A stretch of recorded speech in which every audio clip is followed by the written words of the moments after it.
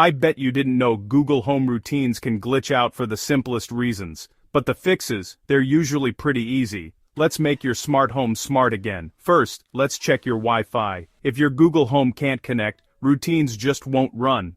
Try restarting your router and your device. Next, open the Google Home app. Tap routines and review each action.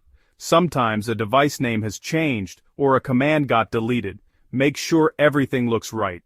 If your routine uses a third-party service, like Spotify or Philips Hue, check if those accounts are still linked. Sometimes you just need to log in again. Still not working? Delete the routine and make it again from scratch. It sounds basic, but it really works for most people.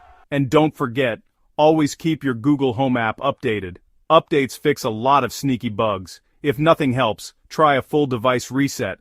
Hold the mic button until you hear the confirmation.